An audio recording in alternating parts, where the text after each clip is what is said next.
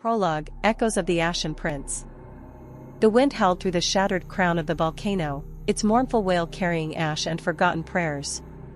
The summit of Black Hope was a graveyard of jagged obsidian spires, their surfaces scarred by the claws of ancient rituals. Once, the altars here had pulsed with the blood of sacrifices, their dark veins channeling power to the entity, the nameless god that had bound itself to Gael, the prince who dared to defy it. Now, the altars lay cold, their magic drained.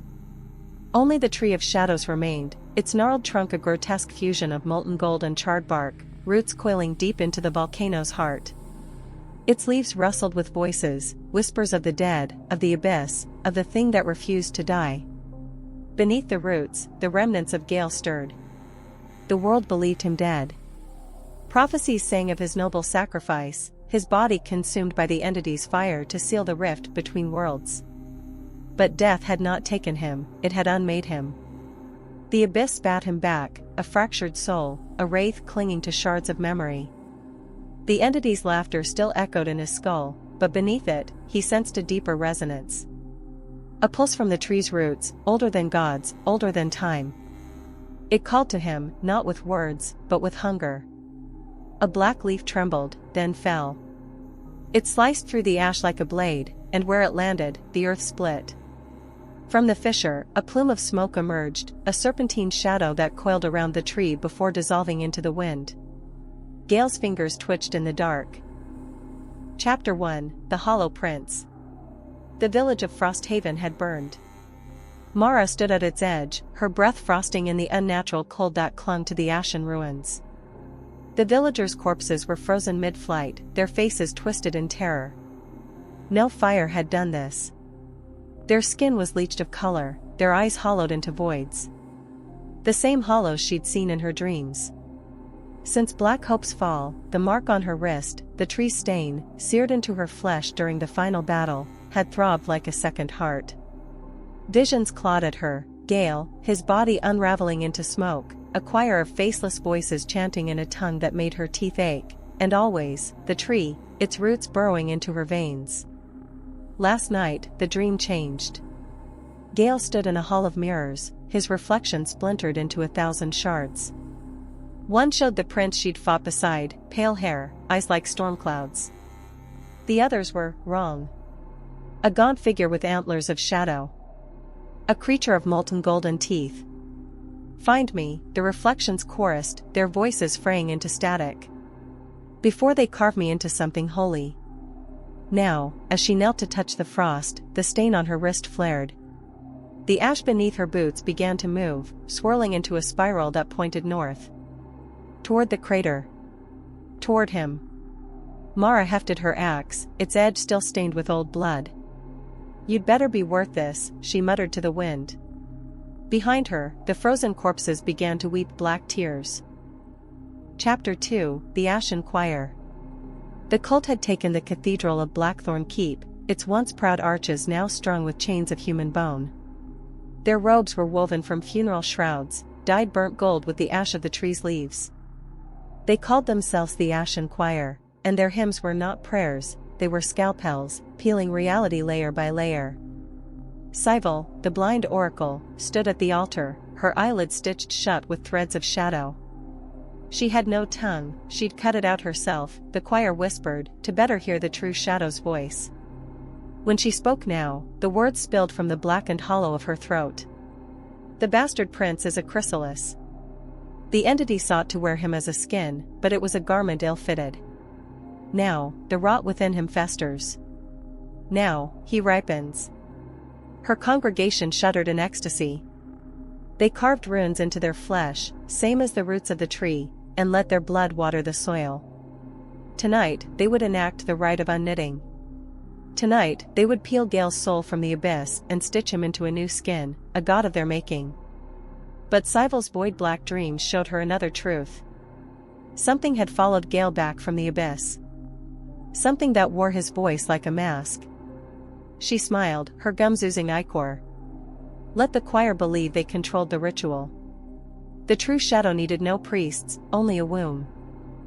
Chapter 3, The Blood Horizon. Corvus's army was a living thing, a beast of rusted armor and broken blades, fed on rage and rotten promises.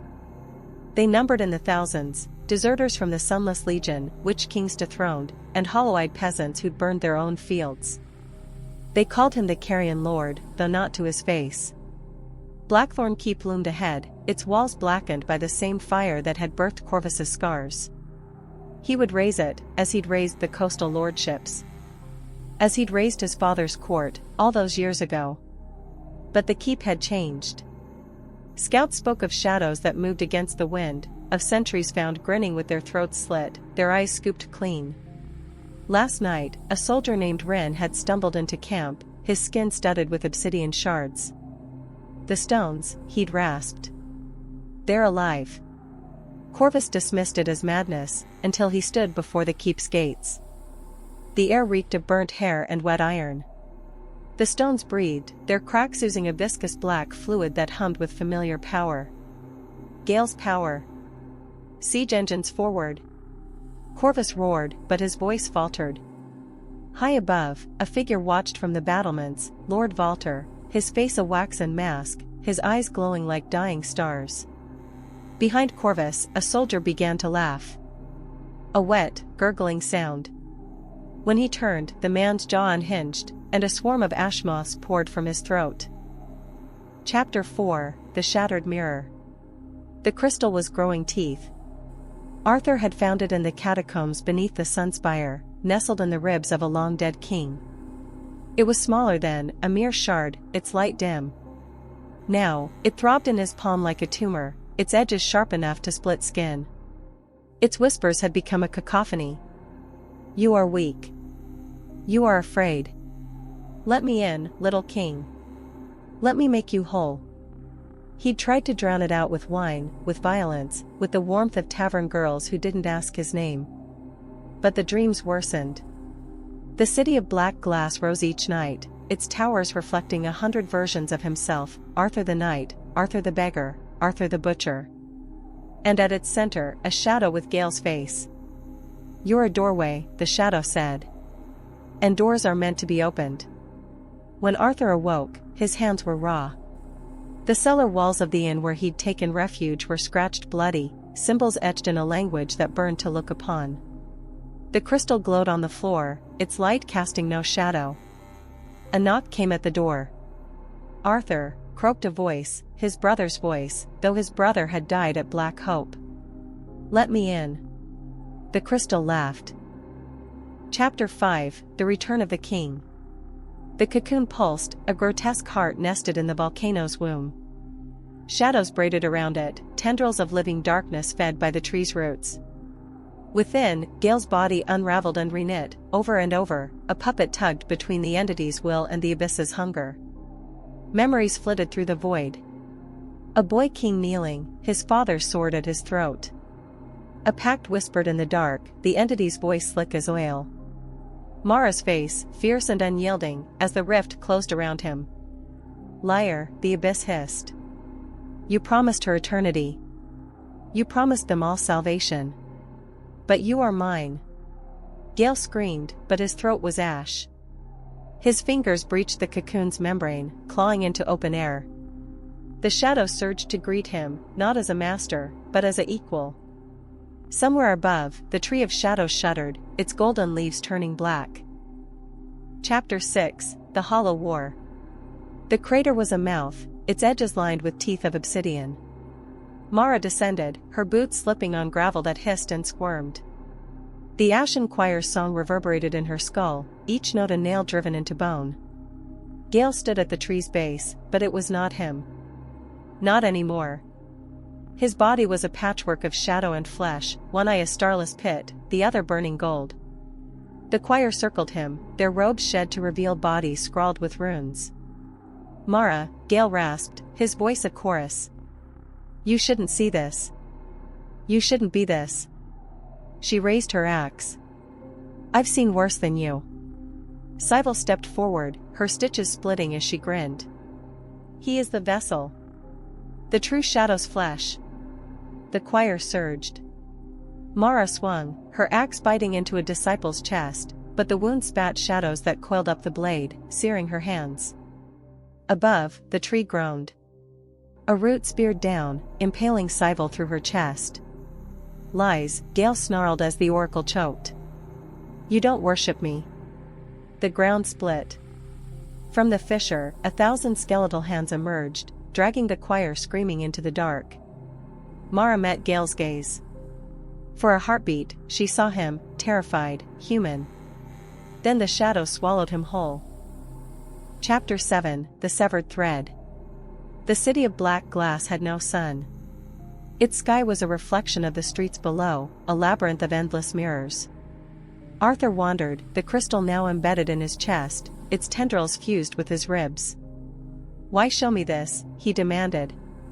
The shadow wearing Gael's face stepped from a mirror. Because you're here to kill me. Or to die trying. Arthur lunged, but his blade passed through the figure like smoke. The crystal isn't a tool, the shadow said. It's a key. And you've turned it in the lock. The mirrors began to crack. Chapter 8, The Dead Sun Rises. The battlements of Blackthorn Keep melted like wax, the stones birthing horrors, knights fused with their armor, their mouths sewn shut, hounds with spines of rusted chain, and Lord Valter, his body a puppet of tendrils. Corvus fought, his sword a blur, but the Carrion Lord's army was unraveling. Men tore at their own faces, screaming as shadows burst from their eyes. Above, the black sun pulsed, its light turning blood to ash. A figure emerged from the keep's maw, Gael, or the abyss wearing his shape. You, Corvus spat. This is your doing. Gael's head tilted, a mockery of curiosity. No. Yours. You fed me, Corvus. Every corpse, every drop of fear, it carved my throne. The Carrion Lord charged. The Hollow King smiled. Chapter 9, The Broken Oath. Cybele's body was a ruin, but she lived. The true shadow's voice cradled her, soft as a lover. You wanted a god, it said. But gods are lies. I am truth. I am the void that gnaws at the roots of worlds. The choir's remains twitched at her feet, their flesh knitting into a new form, a giant of wrought and gold, its face a shifting mosaic of their screams. Cybele wept. Finally, she understood. Chapter 10, The Last Whisper. The abyss yawned, a wound in the world. Mara stood at its edge, Gael's shadow thrashing below. Fight it, she screamed. His hand breached the surface, human, trembling. I can't. It's in my bones. It's me. She clasped his wrist. Then I'll follow you. Like I always do. The shadow surged. Together, they fell. Epilogue, A Seed in the Dark. The world breathed again, though its lungs were clogged with ash. Black hope, once a bleeding wound in the continent's heart, now resembled a scar crusted over with gleaming obsidian. The tree of shadows had grown, its branches spearing through clouds, its roots binding the mountain in a web of golden veins. Its leaves, glossy as beetle wings, black as the void, whispered in time with winds that carried tales of lost heroes. People now called it the Eternal Whisper. They prayed to it, though they no longer remembered why. Mara was not among them. Those who dared approach the crater swore that two figures could be seen at night, a shadow with eyes like smoldering stars and a woman with an axe, her hair twisting like smoke. Some said they danced to the rustle of the leaves, others that they fought, or stood motionless, locked in an embrace older than sorrow. None asked whether they were ghosts or something else. Fear had new names now. Corvus survived. His army had crumbled, and he retreated south, bearing a sword that had fallen silent. He dwelled in a derelict tower above the sea, where waves shattered against rocks in a rhythm that mimicked laughter. On nights when the moon hung black as pitch, he glimpsed a light on the horizon, flickering, baleful, like an eye opening beneath the waves. He knew what it meant. She was still there. Waiting. Arthur vanished. In eastern villages, they spoke of a man with a crystal embedded in his chest, who gathered corpses after battles and arranged them in circles. They said he conversed with shadows, and the shadows answered. In the capital, where kings still wore crowns of Black Hope's thorns, rumors whispered that the Crystal Wanderer was preparing to open new doors. Doors behind which lurked something that was no longer Gael, nor the entity. And deep beneath the earth, where the Tree of Shadows' roots entwined with the bones of the world, Sybil laughed.